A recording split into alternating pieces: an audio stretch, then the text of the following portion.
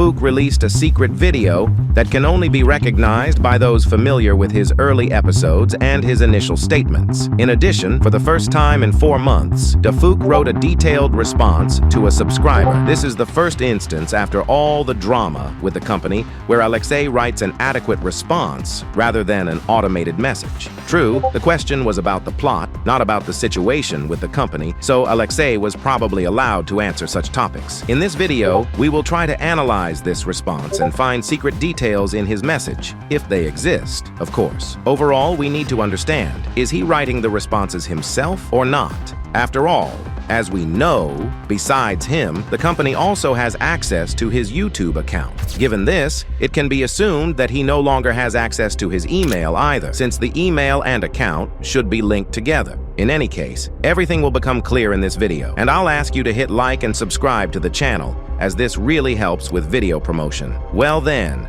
let's begin. One of the viewers asked this question: can the Duchess defeat the trio of Titans in their prime? Dafuk begins his answer with a question. Who is this Duchess? He added the letter T to the word Duchess, and thereby got the word Duchess. Yes, the question was asked with an error. So whoever answered this question began to strongly emphasize this. This looks more like an unsuccessful joke from Dafuk, or this joke doesn't belong to him at all. We'll answer these questions later, and for now, you can write your opinion in the comments. And also vote here. I'm still not sure that this is a response from Dafuk. He didn't make such silly jokes when he saw an error in a question or the like. Usually, Alexei either ignored spelling errors or gently corrected them in his response without dwelling on it. Such a sarcastic approach to a typo looks uncharacteristic for him. Moreover, if you recall his previous responses on Reddit and Discord, he was always extremely serious when it came to plot questions. Alexei treated the Skibidi Toilet lore with respect and never turned plot discussion into mockery of the viewer. This is the first red flag that makes you doubt the authorship of the response. But okay, let's not rush and still fully analyze this response. Next, Dafuk continues. Nonetheless, she can't take on 3 Titans in their prime at once. G-Man barely escaped with his ass beat, and he has way more experience. Just because she's royal and gained aura in episode 79 doesn't make her super OP. This is where it gets interesting. First, the use of the word aura. This is modern slang that is actively used in Gen Z memes. Alexei, being a content creator primarily for this audience, could well have adapted his language to the viewers. But on the other hand, in his previous responses, such slang almost never appeared. He used more neutral, professional vocabulary, even when communicating with a young audience. Second, the phrase royal blood. This is a direct reference to the lore of episode 77, where the Duke was mentioned. The fact that the author of the response knows this detail speaks to deep knowledge of the plot. This is either really Alexei or someone who has studied every episode very carefully. Continuation of the response. If the Duchess is captured in the hands of the Titan cameraman, she's either steak or toast. The Titan speakerman surpasses her in agility. She has no defense from his blasts and sound waves, has no proper protection against the screens and sword of the Titan TV man. It's really film credits for her. From this response, or rather from certain words, it becomes clear that this was not written by an ordinary company employee, since they have no idea what Skibidi Toilet is and what this series is about. Inviz has repeatedly demonstrated complete misunderstanding of the series lore. Just recall the failed Emergence, where plot lines contradicted established canon and characters behaved uncharacteristically. I'm not even talking about how they confuse their own characters on the website. I think the company hired a viewer who would answer messages, since in 24 hours, besides this question, Dafuk answered several other questions. This is a strategically logical move for Inviz. Hire a fan who knows the lore inside and out, give them access to the email, and let them create the illusion of Alexei's presence. This is cheaper than hiring a professional community manager and more effective than answering themselves, risking getting caught not knowing basic facts about the series. I still doubt that this could be Dafuk, because from previous responses and hints we saw that he simply wasn't in the mood to answer questions in such a positive style, let alone joke. Remember his last confirmed messages on Discord. They were grim, full of disappointment, with mentions of financial problems and loss of control. A person in depression doesn't suddenly start joking about steaks and toasts But I don't rule out that something may have changed in the situation, and the company still took adequate action. Perhaps after the letter from 57 creators and mass pressure from the community, Inviz made concessions. Maybe Alexei was given back at least partial access to communications with viewers, being allowed to answer neutral plot questions that don't concern the conflict with the company. Dafuki's response doesn't end there. Next, he writes, "The Duchess's strength and abilities are more situation-based. Without the whip and claws, she wouldn't have been able to defeat the extremely damaged and already exhausted Titan, TV Man, in episode 77. So she's more of a support Titan, not offense. In terms of sheer power, she loses, especially to the Titan TV Man and Titan Cameraman, provided they are fully functional. This part of the response demonstrates a deep understanding of game mechanics and the balance of power in the series. Moreover, the mention of a specific episode, 77, and the exact state of the Titan TV Man at that moment, extremely damaged and already exhausted, shows not just knowledge of the plot, but understanding of the context of each battle. This isn't something you can quickly Google or learn from a summary. This requires careful viewing and analysis. And here's the final part of the response. If you compare her with Juggernaut, it's not even competition. Her shield maybe can survive 3 to 4 charged punches by Juggernaut, and then it's malfunctioned, no defense. Unless she manages to suck him dry from energy, that ain't happening. He's gonna squeeze her like a stress relief toy. The comparison with a stress relief toy isn't entirely typical for Alexei in his previous responses. However, if we assume that he is really trying to restore connection with the audience after months of silence, it's possible that his speech has changed. This is where Dafuq's response ends. Yesterday, one of my viewers wrote to me and said that Dafuq responded to him. I didn't believe it at first, as I thought it was fake, but after we verified the information, it turned out to be Dafuq's real email. From this email, Dafuq is responding to other viewers as well. This is an important point for verification. If many people independently receive responses from the same email, this increases the probability of truthfulness. However, we must remember that anyone could have access to the email account. Alexei himself, a hired fan, or even an Inviz representative. The question this time was also related to the Skibidi Toilet plot. Here's the question itself. Sup boom! I hope I'm not bothering you, aha. Please choose one question you can answer. Can G-Titan defeat the Titans in their prime, or can G-Titan defeat the Duchess Titan? Thank you in advance for your answer and have a nice day. Dafuq responded like this. 2 + 2 = 4? Ugh. Questions. Dafuq doesn't answer this question and hints that the question is obvious. If someone didn't understand, then no, G-Man won't be able to win. This is a very interesting response for several reasons. First, using the response 2 + 2 = 4. This is a meme way of saying, this is obvious, why are you asking? Second, the very fact that he refuses to answer but at the same time gives a hint through sarcastic tone is very similar to Alexei's style. In his previous interviews and responses, he often used similar tactics, not speaking directly, but letting you understand the direction of thought. For example, when he was asked about the fate of the Titan Cameraman after episode 74, he simply smiled mysteriously and said, "Wait and see."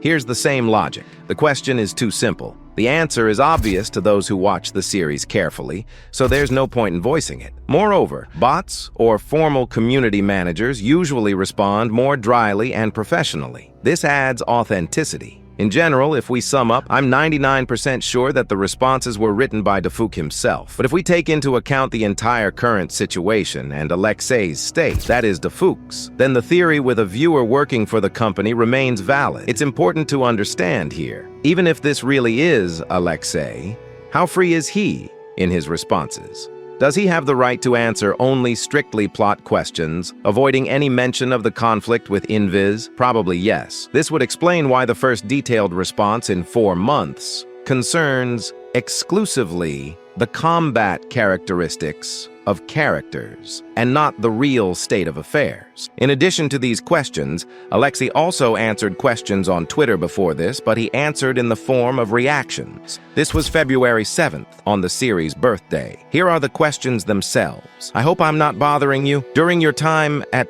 Blue Gray, I sincerely appreciate your work. It just seemed to me that after everything that's happened recently, it would be nice to slow down a bit and relax. Are you still on your trip? How was your vacation if it's not a secret? Everything is fine. Just wanted to leave positive feedback. I hope life is kind to you. Today is Skibidi Toilet's birthday, the day you released the masterpiece Skibidi Toilet. You showed us how prejudice can be an enemy, using the example of Skibidi Toilet. Thank you so much, Boom, for making us happy with your thrilling Skibidi Toilet episodes. This message is incredibly warm and supportive. The viewer reminds Alexei of his early work under the nickname Blue Gray, of the period when he was completely free and created surrealistic content just for pleasure.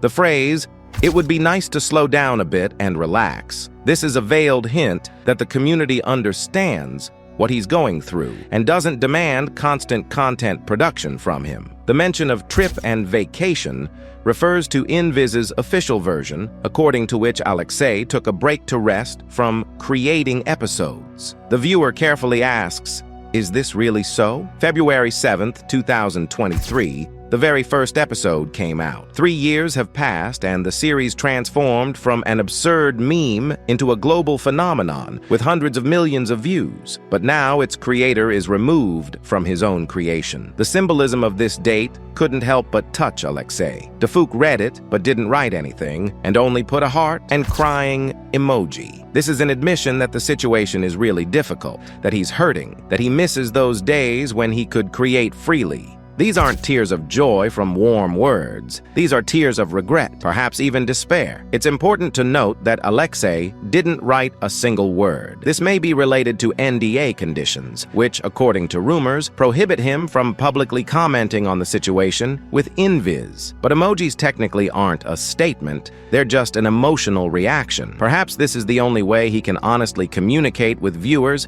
without violating the contract. This isn't his only response on Twitter. If we go even further, we'll remember more questions that Dafuk reacted to. Hi Boom, how are you? I hope you're doing well. Is everything okay? Your Discord account is offline. No spoilers. Where's the episode? No news? No talk? Are you okay? I just came to check on you. You're happy, right? That's all that matters. Being happy is more important than Skibidi Toilet. To this, Dafuk reacted with a sad emoji. This response was given earlier. The viewer asks a series of short, insistent questions that all boil down to one thing. Are you okay? Alexei's absence on Discord, absence of spoilers, absence of any news, all of this were red flags that the community noticed, even before the scandal happened. Now let's see what secret message Dafuk Boom has encrypted for us. A subscriber writes, Boom, how's it going? The community misses you so much. We all want to understand what's going on. We believe that Inviz took Skibidi away, and we don't like what they're doing. Emergence is rubbish. We want Skibidi back with you completely. We need an answer. Here's what Dafuk Boom replied. Hi, Julia. Thank you so much for your kind words. It really means a lot that you care so deeply. I know there has been a lot of passion and emotion in the community lately, and I sincerely appreciate how much people care about this world and its story. You, the viewers, never cease to amaze me. What always helps me stay positive is music, so I wanted to share something that reflects that. A cheerful and memorable playlist with some of my all-time favorite songs, such as Depeche Mode, Tears for Fears, etc. Their deeply penetrating lyrics always inspire me with their timeless creativity and emotion. It's the kind of music that always connects on a personal level. I hope it inspires you too. Thank you again for sticking around and for all your support. It never goes unnoticed. Here we see that Dafuk Boom hints at looking at the lyrics of these songs. Let's see what they are about and what the message is. Depeche Mode says that the world is unfair. People at the top use everyone else. Coldplay. Trouble says that I'm confused.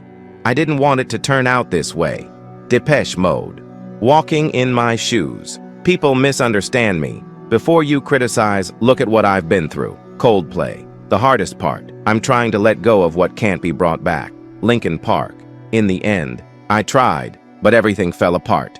System of a Down. Lost in Hollywood. The world around me has become fake, and it's destroying me. 9-inch nails. The hand that feeds. I don't want to obey people who use me. Tears for Fears. Shout, I've been silent for too long. I want to speak out. I'm ready to fight for the truth. Muse. Butterflies and Hurricanes. Even when the world is falling apart, you can still be a hero. Overall, If we sum up, it becomes clear that Dafuk Boom is against all this, and he was even able to express it through music, because he cannot publicly express his opinion about the company's activities. The lyrics show that Dafuk Boom is asking people not to remain silent, but to take action. The further down the timeline we go, the more noticeable it is that Dafuk initially used only hints, hidden clues, and emojis. For example, he also liked important posts. This is a classic strategy of a person who cannot speak openly. First, complete silence. Then, minimal signals, likes under posts that indirectly relate to the situation. Then, emojis that convey emotions without words. And only then, perhaps when the situation changed slightly or he found a way around the restrictions, text responses appear. It should also be noted that Dafuk finally appeared online on Discord after 3 months. This is a huge event for the community. Dafuk's Discord server was his main channel of communication with viewers. There, he shared spoilers, discussed theories, sometimes just chatted with people. When his account went offline in October 2025 and remained that way for months, this was one of the clearest signs that something serious had happened. Appearing online doesn't necessarily mean he's actively writing. This could just be the fact that the account is connected to the internet. But for viewers desperately looking for any signs of life from Dafuk, even the green online status icon is hope. The question arises, why now? What has changed? Several possible explanations. After the letter from 57 creators and the threat of an organized exodus, the company could have made concessions. Alexei could have been given partial access to accounts in exchange for agreeing to continue work, or a public statement about the voluntary nature of the deal. Or the account was blocked or transferred to the company, and now they've returned it. Or Alexei restored access through Discord support, proving his identity. Or the personal Discord account also belongs to the company, since the Discord server has long belonged to them. There's another option. 3 months of isolation is a long time. Alexei simply couldn't take it and decided to risk logging into the account, even if this violates NDA conditions. The company possibly allowed him to appear online to calm viewers and create the illusion of normalization of the situation. Perhaps there was a real change in the contract. Invis agreed to some demands, and Alexei got more freedom. Also, a video came out on the Door Closer channel that was 100% made by Alexei. It showed the male_07 character in a blue shirt sitting at a computer and working in the SFM program. The Door Closer channel is an alternative account of Dafuk himself. The video shows male07, a classic model from Half-Life 2, which appeared in Alexei's earliest work back in the blue-gray days. Using this model is an appeal to the roots, to a time of creative freedom. We noticed the desktop and monitor, like the secret agents from Skibidi Toilet. The secret agent is a metaphor for Alexei himself in the lore, the one who knows more than anyone, but is forced to act covertly. You can also see a mini G-Man dancing, like in the first episodes. This is a symbol of carefree times, when you could do anything without corporate pressure. Next, the character has a crash and SFM crashes.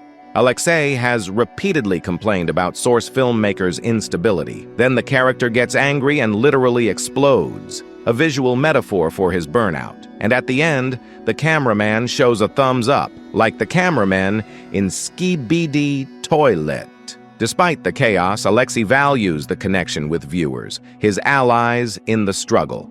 Considering all of the above, we can conclude that something has changed in Alexei's life. Either he was able to negotiate with the company and they found a compromise, or he came to terms with everything and went crazy. The first option is more optimistic. Perhaps community pressure forced Invis to reconsider their position. Alexei could have received partial control in exchange for continuing work. The second option is darker. Psychological pressure could have led to burnout. Coming to terms doesn't mean happiness. Personally, I would like it to be the first option. For the appearance online, responses, video. To be signs of progress, not capitulation. For now, we'll wait to see what happens next. Every new response, appearance online, new video, pieces of a puzzle coming together into a picture. The community continues to watch. It's this vigilance that keeps the company under pressure. Subscribe to the channel and hit like to stay updated on news.